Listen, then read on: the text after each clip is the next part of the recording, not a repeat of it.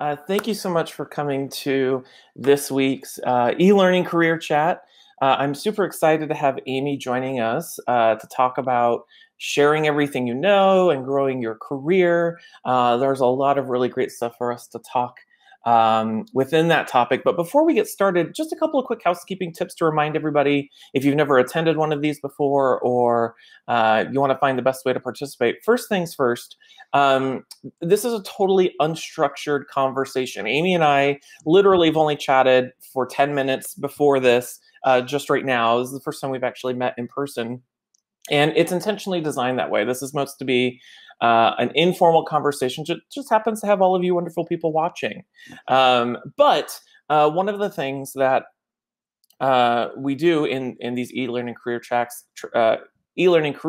is that you can submit your questions for Amy or for myself on just about anything you want, whether it's about growing your career, sharing everything you know, whatever the case might be. Submit your questions using the questions tab to the right of the chat tab in the right-hand side of the Webinar Ninja panel. You'll see that there, and what's great is you upvote on other people's questions, and that'll be the best way for us to aggregate all of the questions there. Otherwise, make sure to introduce yourself in chat. Tell us where you're joining from. I see we have Kelly, Mary, Lindsay, Rihanna. We have tons of people here, so thank you so much for attending, everybody. So, hi, Amy. How are you? I'm well, Tim. How are you? I'm doing okay. It's Wednesday, which means it's not Monday. That's a good thing. Yeah. So before we jump in, why don't take a moment, introduce yourself, tell us what you do, tell us everything, like how you got into learning. Give us the whole story. All right, I'll start from the day I was born. No. Yeah. So I'm Amy Petricek. I live in Seattle, Washington. I'm an instructional designer for Zillow. I started my professional career as a kindergarten teacher, and as most instructional designers do, it's a meandering, weaving route that eventually finds your way in instructional design. Mm-hmm. So I was a kindergarten teacher for a good handful of years, and then from there just felt ready for something else. And so I left the classroom without a real plan as to where I was going or what I was doing, but just knew something else was ahead. And so from there, I worked as a project manager, I worked as a trainer, and then my partner and I decided to I was living in Indiana at the time. Mm-hmm. My partner and I decided to make this big cross-country move to Seattle. And that for me was kind of this turning point of like really taking next steps with my career seriously and trying to figure out where I wanted to go. So I knew I wanted to be in learning and development, and knew there was lots of opportunities that lie within learning and development, but wasn't really sure what was going to be my specific path. Mm-hmm. So logically, when I moved to Seattle, I got trained and certified to become a yoga teacher. And I taught yoga, was kind of like still dabbling in that teaching adventure, knew I didn't want to be with kids, wanted to work with adults, but wasn't sure what was next. And through teaching yoga, got connected with a wellness company that was looking for contract instructional design work. And that was one of the things on the table for me, but I really hadn't put a lot of maybe energy behind it to kind of explore it more. And so thought, well, this is a great opportunity to explore this career path. Went down that rabbit hole, took that job, and loved it. Just came back alive, found this passion and excitement around learning, around technology, around supporting people in their workflow. And so from there, just started taking on additional clients, trying to continue to learn my skill, hone my skill, add things to my tool bank. I really spent time and energy networking and getting to know people within the learning and development community to learn from them. And one of the things that was my insecurity, which I think a lot of people have as they're transitioning into instructional design, is like, do I need a master's degree or not? Oh, yeah. And so as I was networking with all of these people and meeting people within the field of instructional design, I started to ask, like, did you get a master's degree? And if not, what was your pathway in? And so many of the people who were saying I didn't were saying, I build a really great portfolio. And I was like, okay, well, really great portfolio is a lot cheaper than a grad degree. So I'm going to try a really great portfolio. So went that route. And just like from there, my goal then became build a really good portfolio. And I really wanted to work in corporate, and I wanted to work with a group of instructional designers. As a contract instructional designer, you are the start, the middle, the finish of every project, and you can tap into your network to gain some of that support. But I was really looking for more of that day-to-day instructional designer, and I knew that for me, corporate was going to be that. And so about 6 months ago, landed a job at Zillow, and the rest is history. Yeah, that's awesome. Well, I love there's so much I want to say there, because I knew that you made the leap from teaching into corporate instructional design, which is a very topical thing right now. There's so many people in that same boat wanting to make that, and I'm sure we can, if we have time, I'd love to tap into that a little bit about what that was like for you. But what I love about what you mentioned, and this is so true for so many people, and this is the first time I've heard that story in its entirety, besides seeing it off of your LinkedIn profile. But what I love about that story, and what's true for so many people in this industry, is that you fell into it. You really did fall into it by accident. Like, you were a teacher, you had a passion for teaching, but you started doing yoga, and then you fell into this position, and then you go through all of the things that I think a lot of people, at least in my experience, go through, wondering, do I need a master's degree, or can I just rely on my skills, and how do I move into this? And I think that results in a lot of imposter syndrome. I don't know if you experienced that at all or anything. Check. But yeah. And so for me, I as many of you know, I apologize if I'm repeating the story for any of you. I fell into it by accident too. Like, I don't have a degree in learning or instructional design. I have a bachelor's degree in criminal justice, because I used to catch shoplifters for a living, and I fell into learning that way. So I think that's an awesome story. And if anyone out there is wondering, who feels like you're in that position, you're actually in the majority of people in this industry. Most people, at least in my experience, have gotten into this industry that way.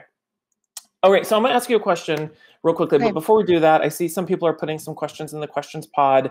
Fantastic, thank you for doing that. For those of you just joining us, you can submit your questions, click on the questions tab, anything for Amy or myself, and then we'll start tackling those here in 10 minutes or so. So Amy, you have a podcast called Share What You Learned. And part of the reason I invited you here today was because I love the way I interpret that, share what you learned, and what I feel like you've been trying to do is share your knowledge and share everything you've learned and share your experiences with others in the industry. And part of the reason I wanted to have you on is because one of the things that I've always tried to embody in my career is, and I don't quite word it the way you do, but I usually say, share everything you know, teach everything you know. And I think there's a lot of, I think what people underestimate is how giving away what you know in whatever format you give it away in, it has a way of coming back to you. I don't know if you call that karma or the universe or whatever the case might be, but it can benefit your career. And so what I want to know from you is, where did Share What You Learned come from? What does that mean to you? Just tell me the story about that. Tell us the story about that. Yeah. So I would again say that networking was a big piece of my transition into corporate instructional design and instructional design in general, I guess. And I kept coming back to this idea of, like, these people are giving me 30 minutes of their time and kind of like dispensing what they do know within that 30 minutes. And I kept thinking, these conversations that I'm having are things that I probably could have not picked up as quickly or in the capacity that they've shared or broken it down for me in 30 minutes. Like, this would have taken me several Google searches, YouTube videos, reading a book to learn these things. And I just felt so grateful for all of the time and the expertise that people were pouring into me. And one of the things I would say in my networking journey was, like, I know I'm a new instructional designer, but if I realize that you gave something to me, and if there's anything I can do to help you, I'd be happy to. Otherwise, I'm going to pay it forward. And so that's kind of been my heart or my mission or whatever, is that so many people gifted me 30 minutes of their time or their expertise, or walking me through their portfolio, or inviting me to this really pertinent conference, whatever the thing was. And the least I can do is then offer that on to the next instructional designer coming along the way. And I think a lot of times as professionals, we can kind of take things through a scarcity mindset of that, or in that, if I share everything I know, then that person's going to get my job or the job I'm wanting, and we'll be in competition. And that's just not the way I think. I think from a framework of abundance, and I think there's enough jobs. I mean, I see all the jobs popping up on LinkedIn. There's enough jobs for all of us out there. And actually, by sharing what I know, I'm broadening the instructional design community as a whole. And that feels really good to me, brings a lot of joy to me. I love connecting with people. I was telling Tim that before we popped on air. I was just saying, like, I love meeting new people and I love sharing what I know. I by no means know everything or have all of the answers figured out, but I'm happy to share what I do know and or point you in a direction that I think could be helpful. Yeah, I love that. I think, you know, as I think about over the last, it's been really interesting. I don't know if this has been your experience, Amy, but in the last year with the pandemic, you know, I spent the better part of 2019 traveling, going to conferences and speaking at different workshops and doing all sorts of things, and which is great. You know, networking with people in person was fantastic, and I enjoyed getting out and traveling. But what I found really fascinating as I look over the last year being stuck at home, I found that I ended up doing way more networking and having way more meaningful conversations with people remotely because people were more inclined to reach out and say, let's hop on Zoom. Or I would say, hey, you know, if you have a question, let's just hop on Zoom for 30 minutes or an hour, and I'll give you an hour of my time. And I don't know if that's been your experience over the last year, but I will say I've had way more meaningful conversations and networking with people than I ever did before. Yes. I was doing a lot of in-person networking events prior to the pandemic happening. And I remember, you know, some of those insecurities coming in and imposter syndrome, but basically like you're driving to the event and your mind is thinking, what am I going to say? Who am I going to talk to? I don't know anyone here. And then you park and you walk into the event and your brain's still spinning. And then you get in there and you're like, I know no one, now what? And, you know, and that, for me personally, that was just a challenge. But you put me in a Zoom room and we're networking, like, and there's 20 people in said webinar, whatever. I have no problem like chatting with random strangers and sparking conversation that way. So for me, there was a lot, I probably took more risks online in connecting with people than I would have in person as I was kind of building that instructional design muscle and that confidence in myself to be an instructional designer. That's interesting. You took more risks virtually than you would have in person. I get that. I get that because it's, I don't know how to describe it, but I totally get that. One of the things I started doing, or I guess I'll say I stopped doing last year, was when I first started freelancing full time in 2019. One of the things I put on my website was one-on-one coaching, and one of the things I wanted to do with my business was, you know, offer coaching and have people, you know, you could pay 3 hours of my time and we can do coaching and everything. And I did that with a few people. And I hated it. And I stopped doing it because I felt like, because there was this weird exchange of money that I felt like I had to deliver for this person. And like everything I had to say had to be this remarkable, amazing thing. And I realized that the exchange of money became this barrier to me having just a normal, authentic conversation with these people. So I stopped doing it. And so what I started doing instead is when somebody would reach out to me saying, hey, I would love an hour of your time. I'd love 2 hours of your time. I want to pick your brain about this or that. I just started going, well, here's a link to my calendar. I can give you an hour of my time. You know, there's days where I spend an hour of my time procrastinating, looking at YouTube videos. I'd rather do it networking with somebody or learning with somebody. And what I found through that, and this kind of gets to my point about how sharing what you know comes back to you. So many of the hours I've spent with people, giving them my knowledge, helped me, and I don't know if this is true for you, it's helped me refine what I think about certain things or my stance on certain things. For example, I remember I had a conversation with somebody about freelancing and how do you scope a project and how do you charge for a project. And the act of thinking out loud and explaining it to the person made me have realizations that ultimately resulted in a blog post or a YouTube video, or resulted in something that I was able to use later because I was able to share that with somebody and then process that myself. Does that at all make sense what I'm saying? Has that happened with Yeah. you?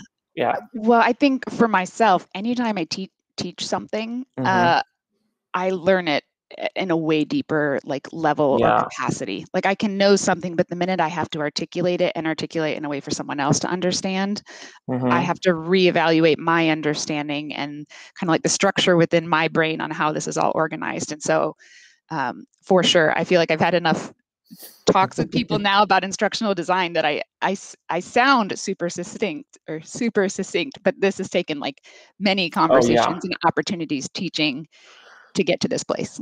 I totally agree with you. Yeah. Yeah. Okay. So here's the other question I want to ask you then, and then we'll get to the questions. I see we have a couple questions happening in the questions pod. And for those of you just joining us, feel free to submit your questions in the questions pod. It's the tab to the left of the chat panel, and then we'll answer those here in a moment.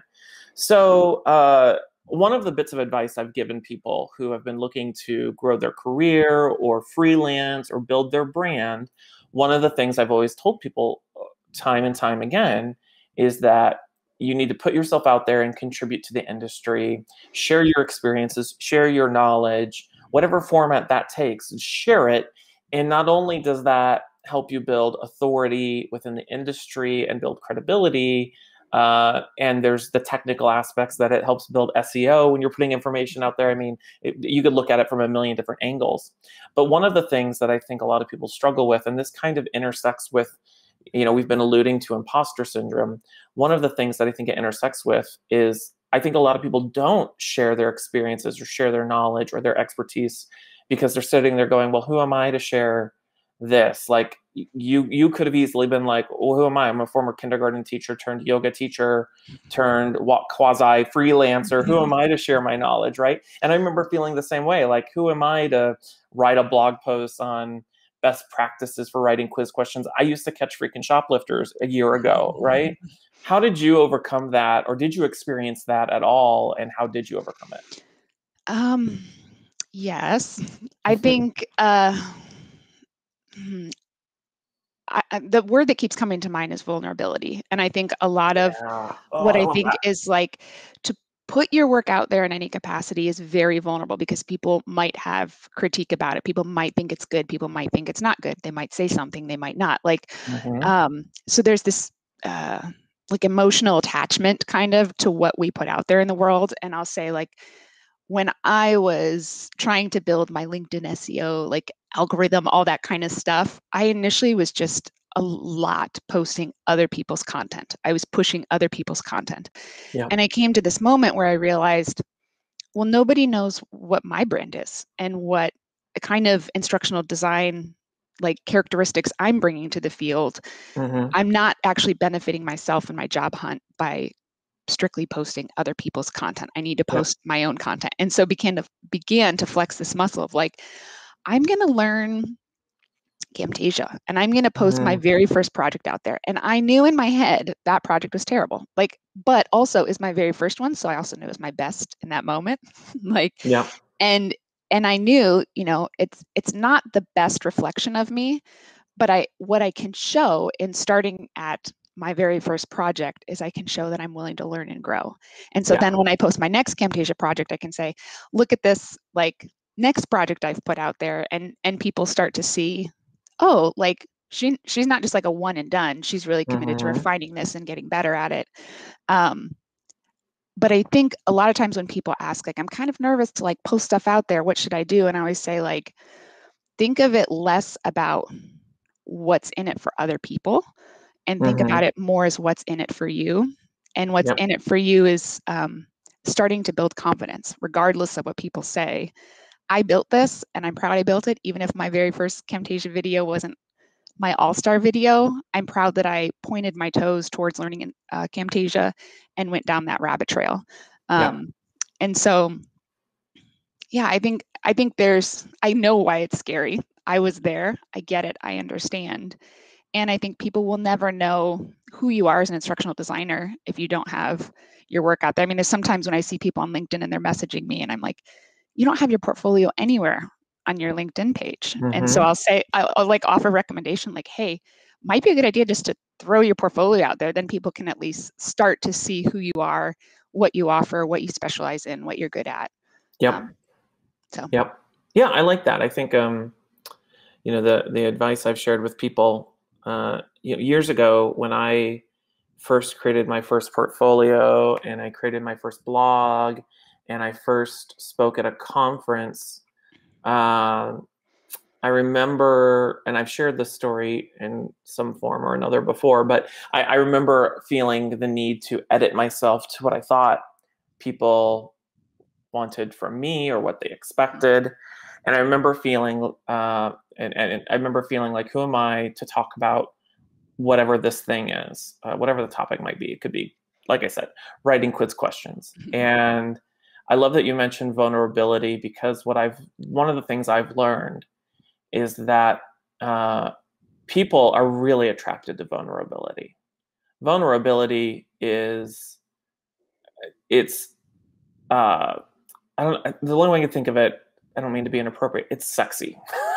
Because the reason why vulnerability is sexy is because we all have encountered people, either online or in person, where you just can feel them editing themselves into something that they aren't, because they're trying to appeal to what they think they're supposed to be or what they think they want them to be, or whatever the case might be.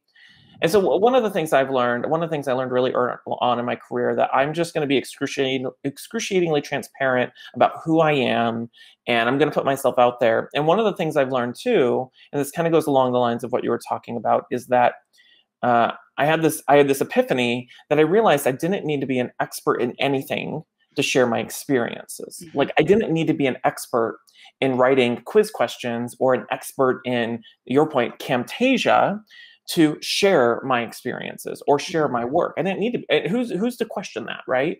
Because it's kind of like, I'm sharing what I know now. It'll probably evolve over time and learn, and then I'll share what I've learned and evolved into over time.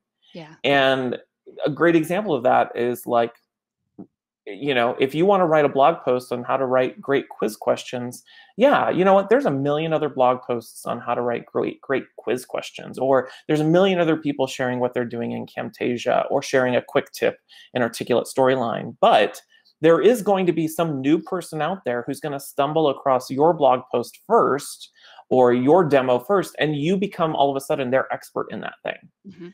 And then it kind of grows from there, right? So yeah, you don't have to be an expert. You don't have to be an expert in anything to share your experiences. And I think that kind of, for me, embodies what it means to share what you know or share what you've learned. Yeah. I was going to say, one more thought I've thought of as well is that putting yourself out there in that way, maybe I'll say unpolished, but unfinished in the learning process, maybe is a better way to say it, is the act or the practice of instructional design. Rarely ever, I'm trying to think if ever, I think it's never, have I submitted a project on the first go around and they're like, perfect, done, good to go. We need nothing else. So many times they come back and are like, we need this tweaked, this could be better, you could do this. And so that, I think putting yourself out there and maybe even getting critiqued in some way is a good way to just start flexing that muscle of instructional design, because you're going to face that as an instructional designer. Oh, totally. And there's going to be people out there who are going to be total buttheads to you and be like, this, you shouldn't share this doesn't look good. And you have to kind of, and it's easy to only focus on the negative people. I mean, that's always going to exist. But you're absolutely right. There, in fact, to your point about, when you submit something and a stakeholder or reviewer doesn't have feedback, I get suspicious of that. I had a client a few years ago, can't remember what it was, but I submitted something, a storyboard or a prototype, and they emailed me back in like an hour and they're like, it's great. And I remember going, are you sure? Do you want to take like a second look at that? Because it can't just be great off the first review. Yeah. Okay, cool. So let's do this. We have some questions in the questions pod. We've been talking for about 20 minutes. So let's go ahead and answer some of those. I'll go ahead and facilitate that. And again, for those of you just joining us, feel free to put your questions in the questions pod and we'll get to those. So we'll start with Gabby Rodriguez. Hey, Gabby. Gabby wants to know what pieces would be a must-have in a portfolio to land a good job. Ooh. I have a take on this, but I would love to hear what you have to say about Okay. this, Amy. I'm gonna say to say that there's a cookie cutter answer to this is not fair. There's not a. I think if there was a secret behind the curtain, we'd all be doing that thing. And so I think some of it is knowing what you want to do. Do you want to go into higher ed? Do you want to go into corporate? And I think that is a differentiator in what your portfolio would look like depending on which avenue you want to go in. So for me, I wanted to go into corporate. So I knew that like corporate focuses on like Camtasia, Storyline, Rise, having some design skills, being able to do design documentation, that kind of stuff. And so I really focused that on within my portfolio. I also really, if you're working for corporate has a brand. They're going to have a color scheme. They're going to have fonts. And so making sure that my portfolio had a brand, it had a color scheme, it had fonts that it was sticking to kind of showcase. It's like showing without telling. I understand what it means to be a corporate instructional designer. Yeah. I also think simultaneously, like what is good to include in a portfolio is not like a laundry list of things.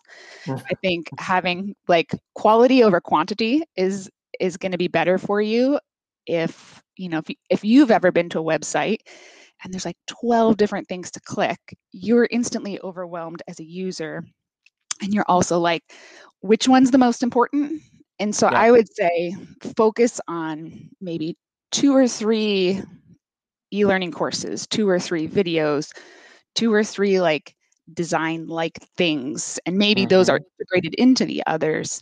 2 or 3 like design documents. Like don't overwhelm the user, but also make what you put out there the best. And one of the things I did was I also I didn't just make something and then post it. On my portfolio, I had a bunch of different instructional designers look at it and offer feedback. And I even at one point had an instructional designer who took like an hour or 2 out of her time and just went like page by page by page in my Storyline course and told me like what I could do to make it better. And I listened and I took that feedback and enhanced it before publishing it out there, because there's so much to learn and there's so much, there will always be feedback to be given.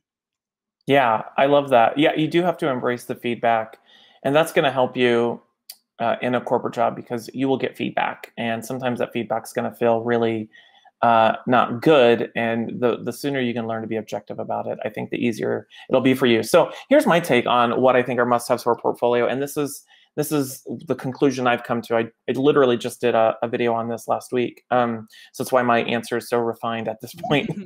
It's 3 things. It's what are you really good at? What do you want to be hired for? And what's the third one? Oh my God, I just lost it. What are you really good at? What do you want to be hired for? And what do you really enjoy doing? Those are the 3 things. And wherever those 3 things intersect, what you're good at, what you enjoy doing, and what you want to be hired for, that's what you want to put on your portfolio. And to your point, Amy, if you want to be a corporate instructional designer, you want to put things that they're going to be doing in corporate environments. They're going to be building e-learning in Rise or Articulate Storyline. They're going to expect you to do have things that are really well branded and look really polished, and that you're going to know the instructional design process. So maybe you put some of those artifacts on there. One of the things I see often in a lot of portfolios, and I made this mistake early on in my career, is my first portfolio just had everything on it. I had like 30 examples of all sorts of random stuff, like infographics and presentations and things that I created in design. We were talking about that a moment ago. And what I learned from that is when I put everything on there, people didn't know what I specialized in. And they didn't know what to hire me for. And I ultimately started getting contact for work that I really didn't want to be contacted for or hired for. And so one of the things I see frequently are people who put and we talked about this, I think in last week's session or the week before, people like creating tons and tons and tons of infographics on Canva and putting Canva infographics. Well, that's cool, but people aren't looking to hire infographic designers. That's kind of one of those peripheral skills that I think go away from the core skill of, creating e-learning, we're doing instructional design. And so you really, really, really, really have to tailor your portfolio to those three things. And the big challenges, you don't know what those three things are until you started doing some work. And so to your point, I think creating one or two really, really awesome things will beat a bunch of mediocre things every single day.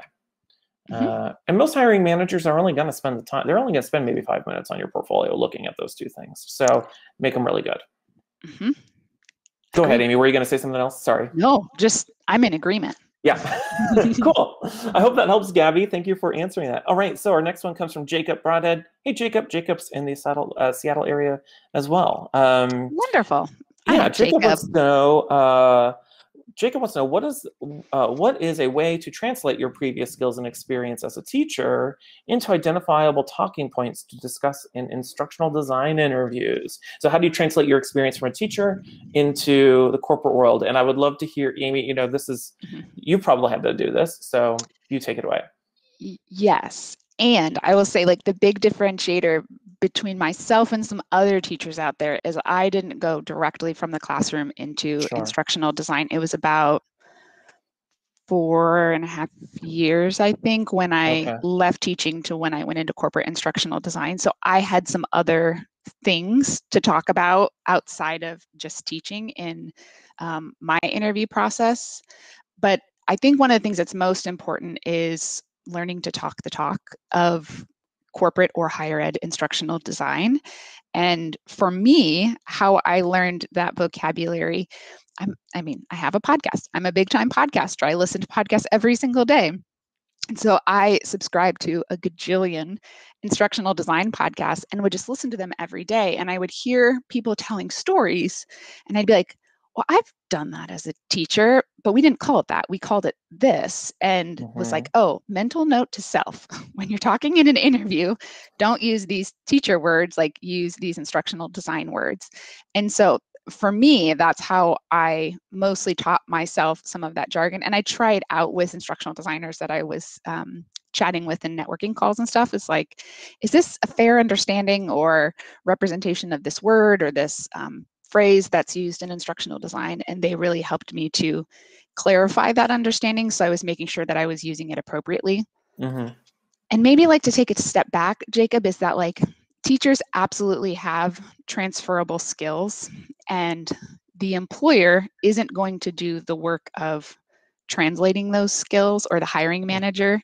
It's your work. This is my opinion. It's your work to translate those skills. And so for me, also another thing I did was I looked at lots of job descriptions out on LinkedIn and just saw like what kinds of things are they looking for in those requirements, and like, oh, I've done that before. I've done that before. And if I've done that before, what would be a story I could tell in an interview that would showcase that I've done that? And so basically doing some of that research of what is it? I mean, sometimes job descriptions can be peeling back the curtain of like what they're actually looking for.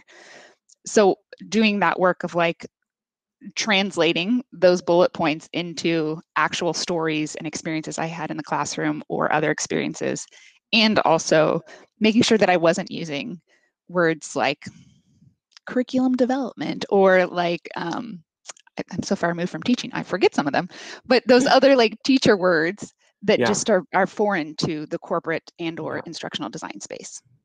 Yeah, that's really good advice. You're absolutely right that I think it is the onus, unfortunately, right, wrong, or otherwise, the onus is on the former teacher wanting to get the job to have to translate that experience. And it's not right. People should have better awareness that you're not just creating macaroni art all day. But if you've never worked in a classroom before, unfortunately, that's what a lot of people think. You're babysitting people's kids and creating macaroni art. And that's not true, right?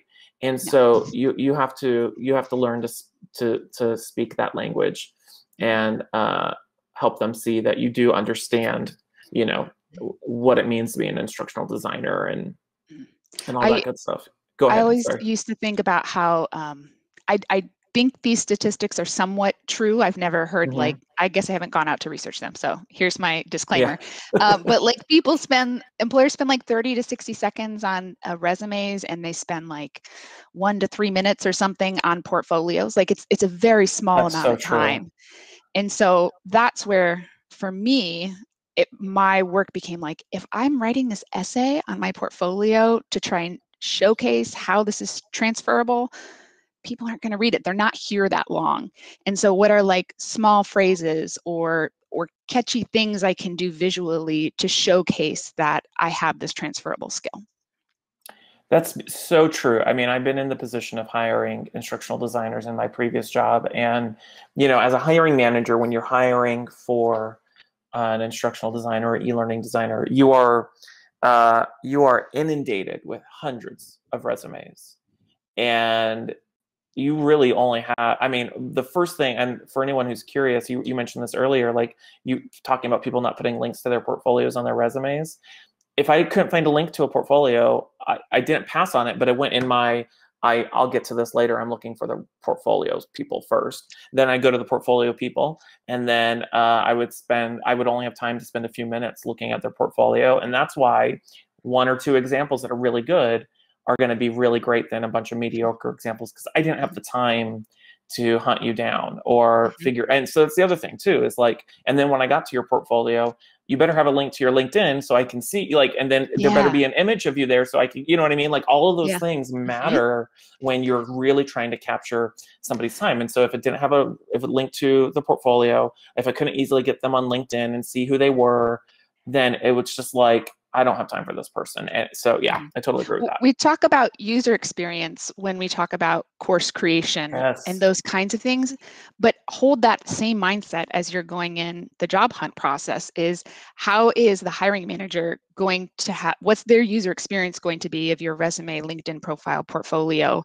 and how can you streamline that so it's less clicks and everything is just connected for them, and they don't have to put your resume off in a pile, which maybe delays them from even considering you, or maybe they lose that piece of paper because it just wasn't like an easy click that made that a streamlined process for them. So it's another way to flex that user experience muscle, I think. Yeah, there's an individual in my community who shared her resume. This was a few weeks back, and she had a link to her portfolio, but she forgot to make it clickable, make a hyperlink.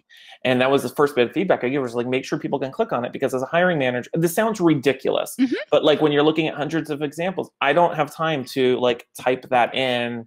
I just need to click on it and continue. And that's so true. That's good user experience design. And we try to do that for our learners. Why wouldn't we do that for hiring managers, right? I love that. Okay, I hope that helps, Jacob. Thank you. Okay, so let's do Natalie. Natalie wants to know, hold on, my system's being slow here. Natalie wants to know, you said networking was a big part of getting your current job. Any networking tips that really helped you for the introverts out there? Yeah, go ahead, Amy, sorry. I resonate. I think I'm a bit of an ambivert, can be like extroverted and introverted, but I definitely resonate, Natalie, with being an introvert. And like I said, my experience of going to these face-to-face networking events were very overwhelming to me. So there's nothing more lovely for an introvert than like a chat box, like in a networking event. Like I would just like, I was a part of my local ATD chapter. And so when they had their monthly networking events, at times I just go in the chat box and be like, hi, I'm Amy. I'm new to instructional design. Like, who are you? Where do you work? And doing that all in the chat instead of like, while there's a larger conversation going on, but was a good way for me to get connected with people as an introvert. I'll also say I thrive in like one-on-one conversations over like a large group conversation as well. So if I could also get someone to talk offline, that was really helpful to me. And my introverted side felt a little bit happier and less like I was on camera for all of these people. And I think, the beauty of, maybe this is just reiterating what I already said, but the beauty of like the time we live in is technology is just a part of who we are. And so it's not weird to have a conversation with someone on LinkedIn. It's not weird to have a conversation with someone on chat. None of that's weird that's normalized. And that was a way I met a lot of people. And for an introvert, it's really nice because you're not expending all of this energy to talk to someone face to face. Did I talk to people face to face? Absolutely, yes. And I would also like throw out there for like introverts is like, it's really part of being an instructional designer as well, is like sometimes you get thrown into projects that make you a little bit uncomfortable because you're like, I'm not really 100% sure how to get from point A to B. I know I'll figure it out, but it's going to be this winding learning journey along the way. And so putting yourself in uncomfortable positions at times is part of being an instructional designer. And so there were several times where I'm like, I feel really talked out today, but I'm going to do this one more call because this is just part of instructional design, part of networking, part of building your community. Is it's not always the warm fuzzies. Sometimes it's stretching yourself as well. And so I would also just throw that out there. No matter which way you fall as an extrovert and introvert, like whatever stretching yourself means for you, I would recommend doing that. Yeah, get outside your comfort zone, because that's where the magic happens. It's where you have to grow, right? I think I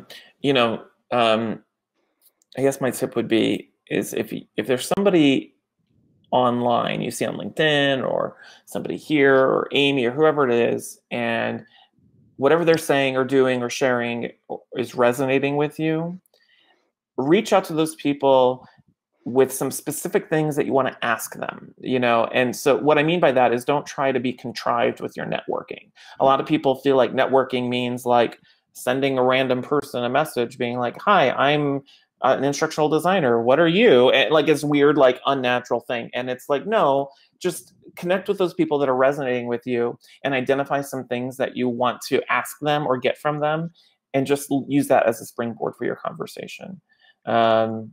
That would be my tip. Yeah, I would say too, I mean, like people love hearing, I'm going to speak very broadly, but I think largely people love hearing that they've had an impact in the world. And so if something is resonating with you, like call that out and say like, I listened to this episode you did, and this thought was really thought-provoking to me. I'd love to chat more with you about that. Would you be willing to jump on a call and talk more about that? So don't be afraid to tell people things you're appreciating about what they're putting out in the world. Yeah, I love that. Yeah, that getting people to talk about themselves, that's a good way to get people talking. Love to talk about themselves. They do. They absolutely do. Good. Well, thank you so much, Natalie. All right. Our next one's going to be from Allison. Allison wants to know, this is a good one. I like this question. Allison wants to know, how do you answer the question of why do you want to change careers when most corporate people have no idea all that goes into teaching? Go ahead, Amy. I'll let you kick this one off too. Yeah. I think what's underneath that question is the frustration that people don't know about teaching, which is very true. And I'm just going to like offer a little challenge to that, Allison, of like, what if you flipped it the other way? Instead of it's, let me tell you all the pitfalls of teaching. It's, let me tell you about my career aspirations, the things I want to grow, develop, and learn about. And those are the things that are driving my decisions, instead of an education system that's really messed up and I've been impacted in it and I want out.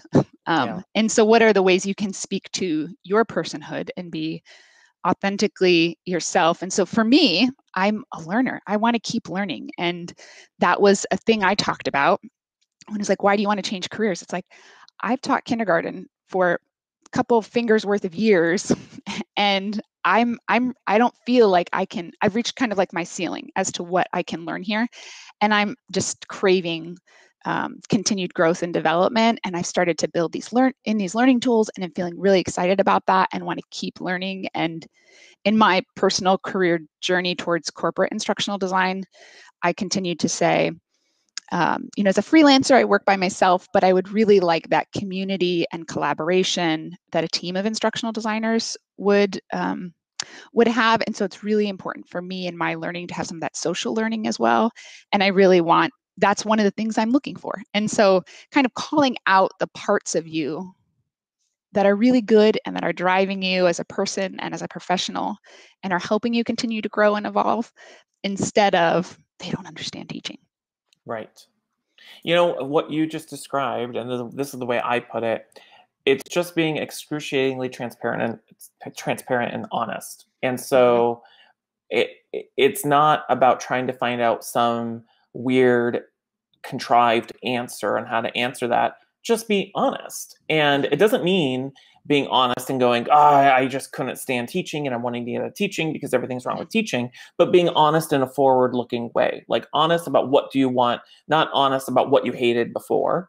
And I think also, a friend of mine, a former colleague of mine, just left her job, and she's taking the summer off to just reevaluate and spend the summer with her kids.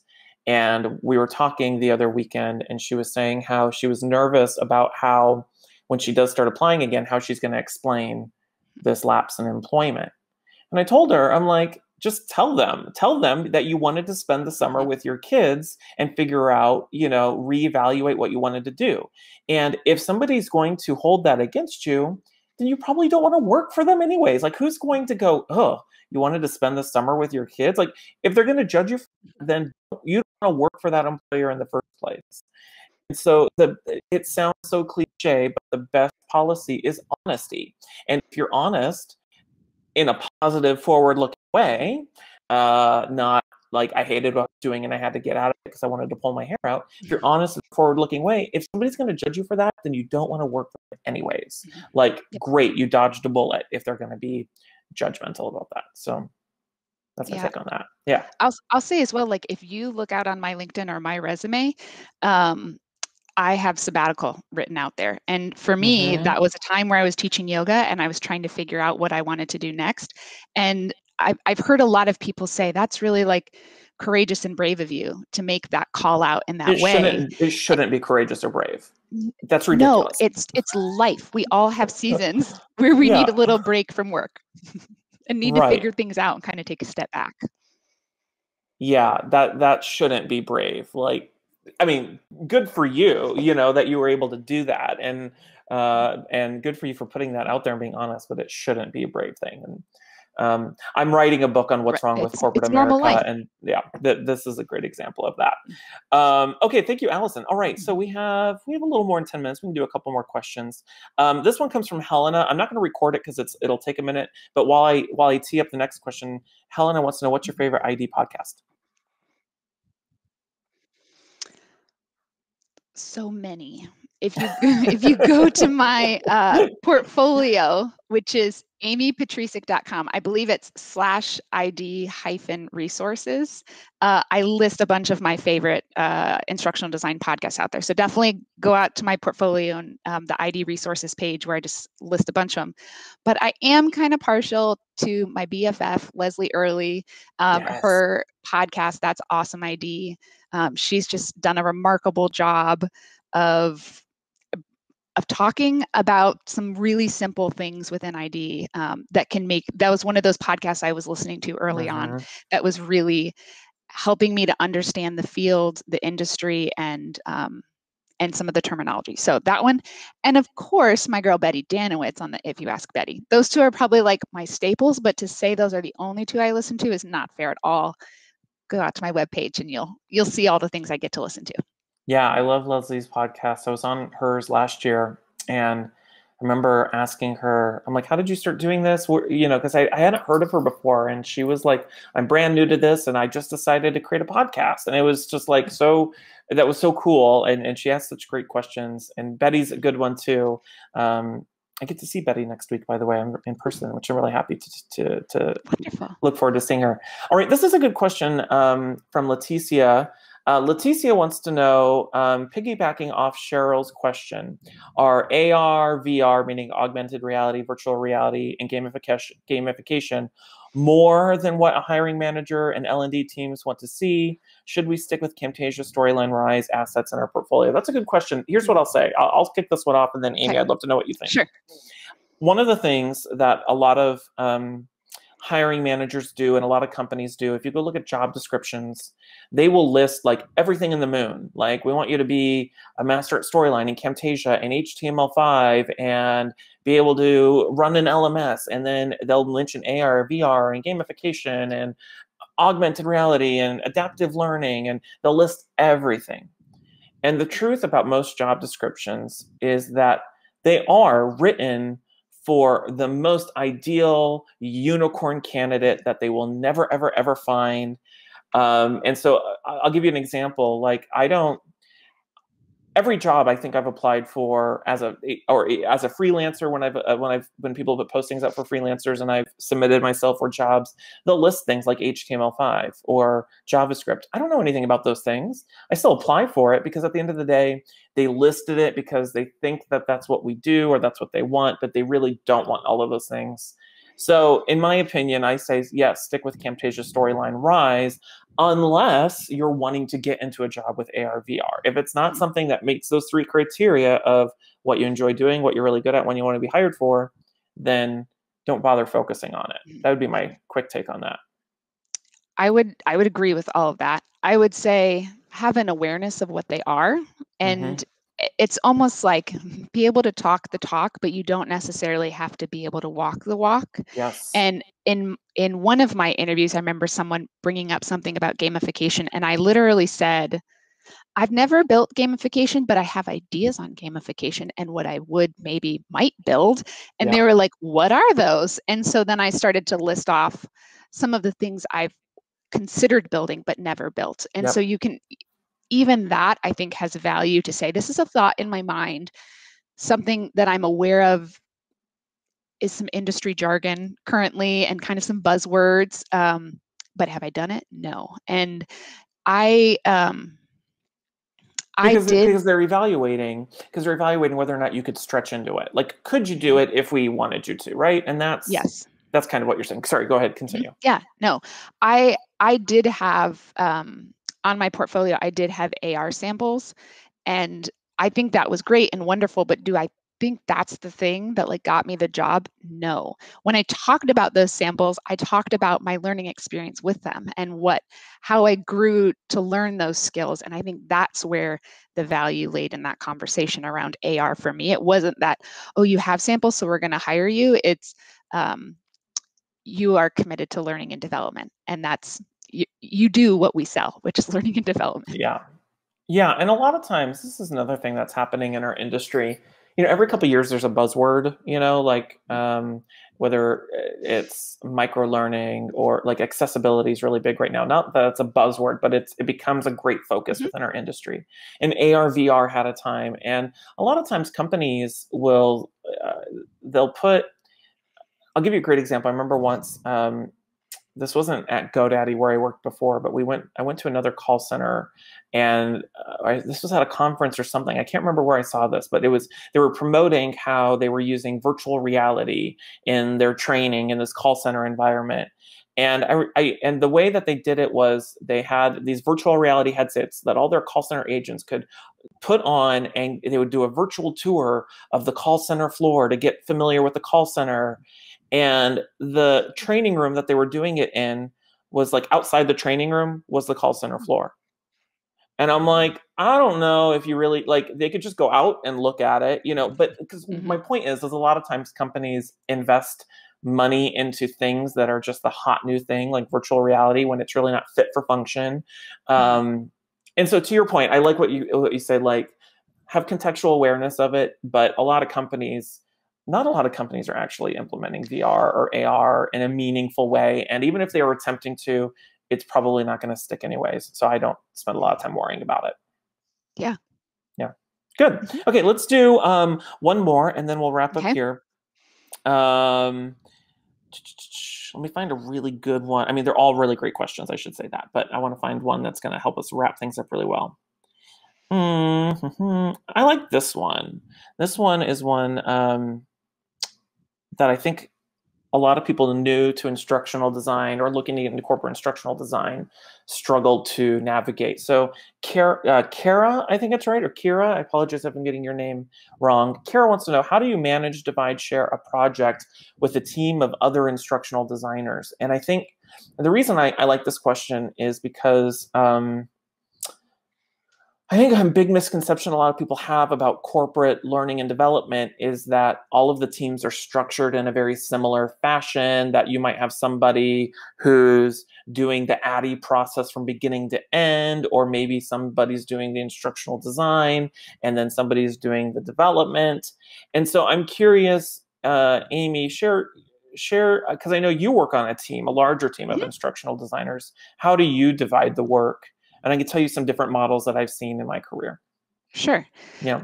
I'll backtrack even to like before I got hired as a corporate instructional designer, I was just building projects with friends. We would make mock companies and do mock needs analysis and kind of go through that whole process. And so began even in that way.